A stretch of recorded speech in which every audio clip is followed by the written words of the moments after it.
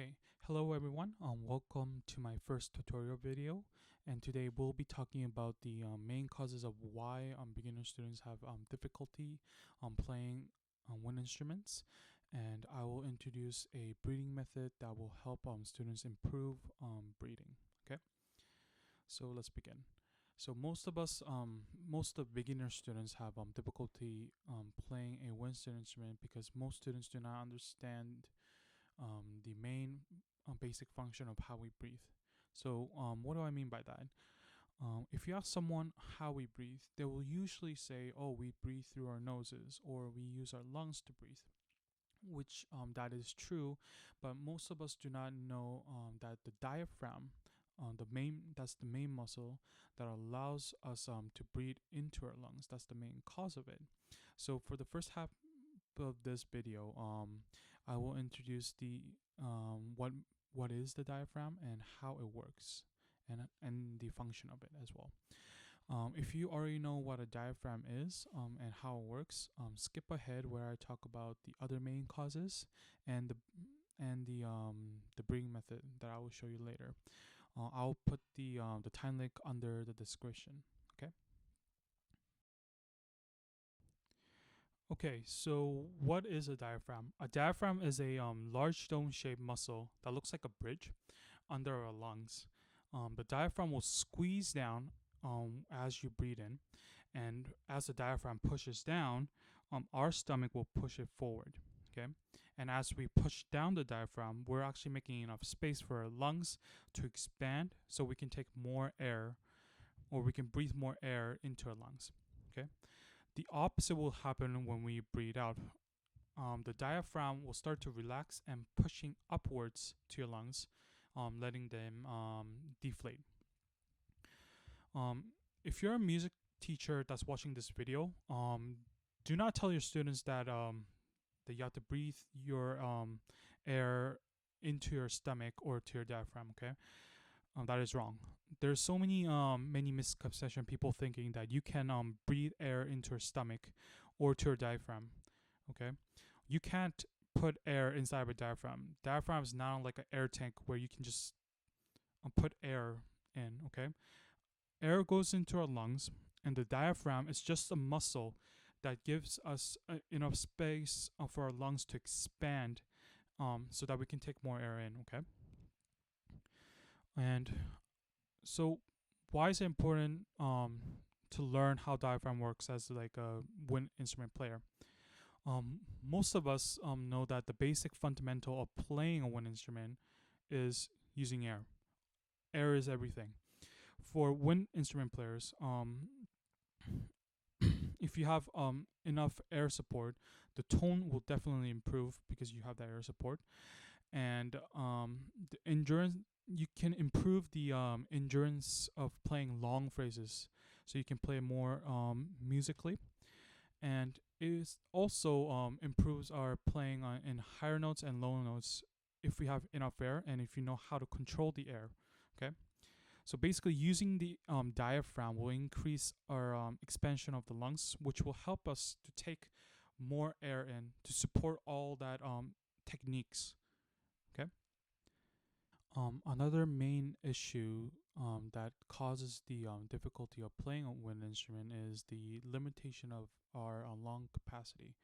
Basically, knowing how much we can breathe air into our lungs.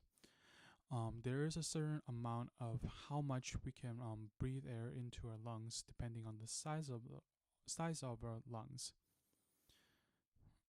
Every person has different size of lungs, and students will either have difficulty or actually feel comfortable playing their instrument depending on the size and or like the strength of their lung capacity.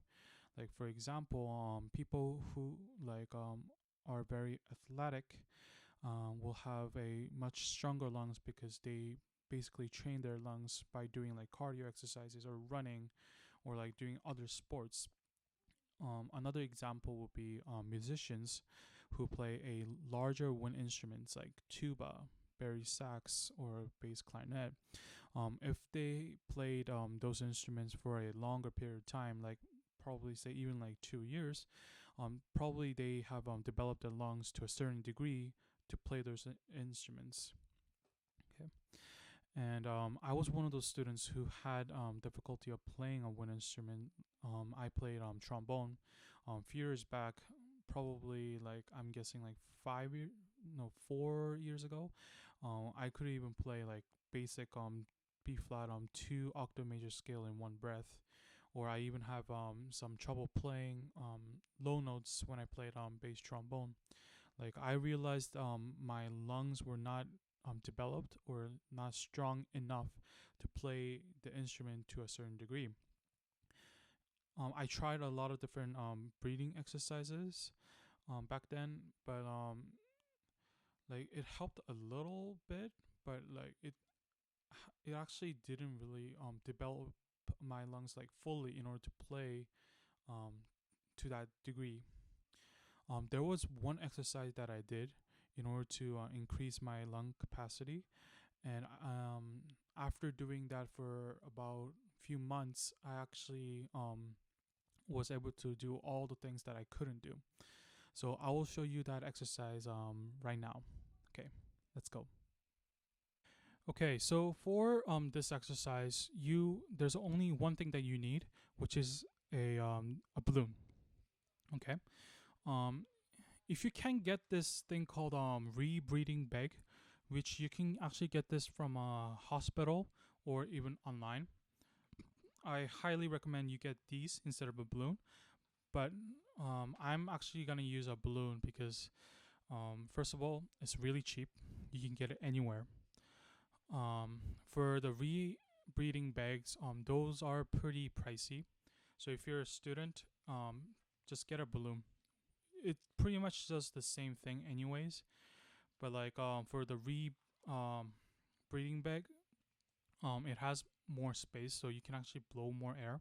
And there are like rebreathing bag exercises that you can do. You'll probably find other YouTube videos that has those kind of exercises, so you can go check out for those exercises. Okay, so for this exercise, I'll show you how it works. I'll demonstrate it first, or I'll actually say it first and then I'll demonstrate it. Okay. So for this exercise, what you need to do is blow a balloon as like a medium size, and then hold that balloon, and separately you're gonna breathe in into your lungs as much, like breathe in air as much as you can to your lungs. Okay. And then after that, after you can't breathe in more air to your lungs, you're gonna try actually to breathe air inside of this balloon as much as you can. Okay. And then if you can't breathe anymore, you're gonna take that balloon out of your mouth, and then you're gonna hold that air inside of your lung for at least 5 seconds. And then after that 5 seconds, you're gonna blow all the air out. Okay. That's the whole process of the exercise. So I'll demonstrate you right now how you do it. Okay. So you're gonna blow a balloon like in a medium size, like.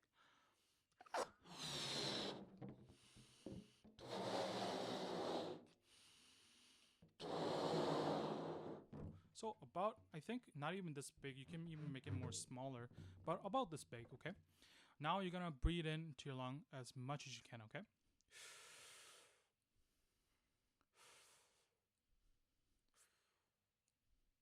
Okay, and if you feel that's the maximum you can breathe, you're gonna now try to breathe the air inside of this balloon.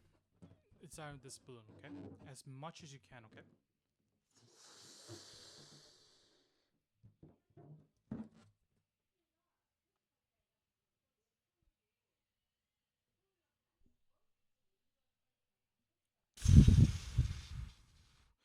Okay.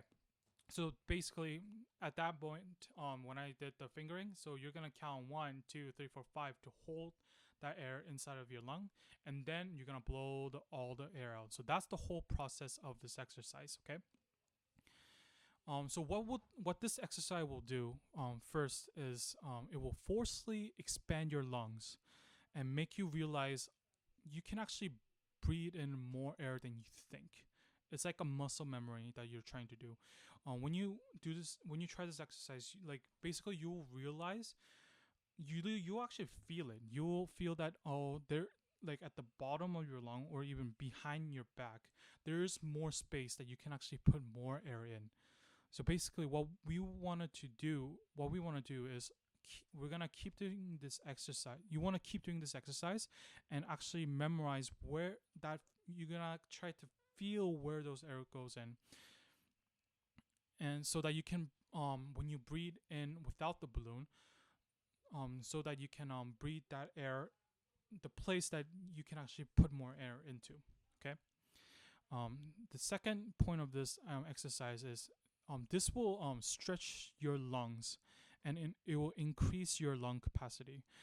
As you forcefully take in air by this balloon, basically what we'll do is as as the air go in, it will stretch your lungs muscle, and every time you do this muscle, and not muscle, sorry, exercise, um, every time you do this exercise, you will feel the lung expanding bigger, and that's what we want. We want to train your lungs to take that much air in and make that muscle memory of taking that much breath and actually expand that lung to expand that lung and increase the size of our lungs.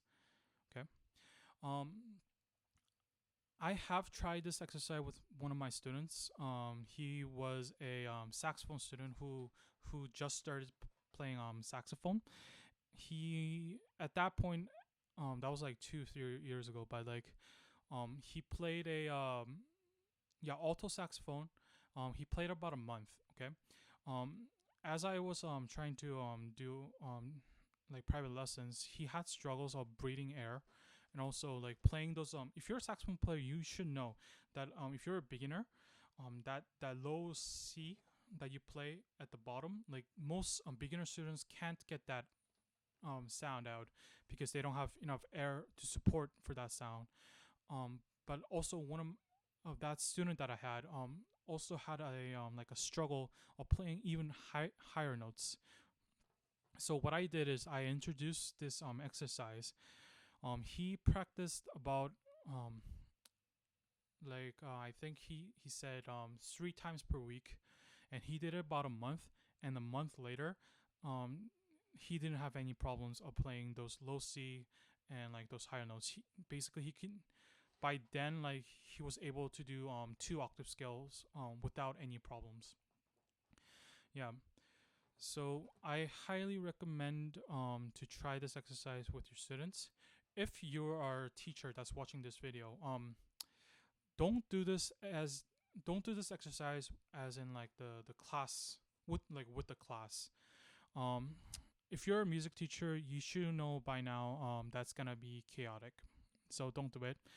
If you have a student who's really struggling, just do it as like a one-on-one kind of a lesson after school or your office time. Okay, that should help that student improve their lung capacity and breathing process. Okay, and I know one of you is gonna write this comment down and say, "Oh, what if they can't blow a balloon?" Yes, I have that experience before. A student, I had a student who played a trumpet. He can play the trumpet fine, but he was struggling with like some of the tone and like some of the higher notes. So I actually introduced this exercise to him, but like the only problem was like he couldn't blow a balloon for some reason. So what I made him do was I actually made him lie down on the floor, and I brought like this thick book that I can find, lay it on top of his stomach, and then what I made him do was let all the air out from his stomach so that the stomach will like fall down to the ground or like to the back, I guess. And then what he need to do was just breathe in as much as possible you can, but at the same time feel that air going into the like I guess to the stomach if you really say it that way, and try to push that stomach up so that you can rise that buck um towards like I guess upwards. That's one of the exercise you can do, but it's not really efficient as this exercise. Another exercise that I found also really helpful was I saw this in a YouTube video, like a vocal teacher, but I'm not sure where it is now. But like what he made the students do. This was a vocal training teacher for diaphragm. What he will do is let all the air out as much as you can, and then breathe in, like until you can't breathe, basically, and then breathe in as much air as you can, and you do that process for like about 20 times. I actually tried that out. That actually works too. Like you like students after like 5 or 6 times, students will feel like really dizzy.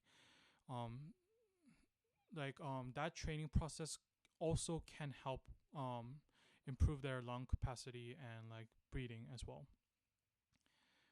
Okay. And like couple things that I should tell you about this exercise, um, and some other stuff is do not do this exercise every day. Um, and do not do this exercise more than 3 times. Okay. And like because you will feel dizzy, and then if you feel dizzy, you might faint. So I don't want you to get hurt. So do this maybe 3 times per week or something like that. Um, and for some reason, if you feel like really dizzy after you've done like twice, just stop. Don't do it anymore for that day. Just wait for the next day. Okay. Like it's important that you don't get hurt. Okay. And another thing that I should tell you is make when you pick out a balloon like from Dollarama or like anywhere dollar store, make sure that you don't pick a balloon that has this like white dust in it. I accidentally picked a balloon by accident that had a white dust, and then I didn't know it had a white dust in it, and I actually did this exercise, and it actually almost destroyed my throat. So don't do that. Okay. Anything else? Okay, I think that's it. I hope this video helped for some of the people who's watching this video. I will post other videos once a week for this month. So please check out those other videos out. If you like this video, please click a like button and comment below if you have any questions about this exercise, or you want to recommend me some other exercises too. If you want to subscribe, go ahead. That'll be really great. Thank you. Um, oh yeah, and make sure to be safe right now because of the COVID pandemic. And I hope you have a good day. Bye.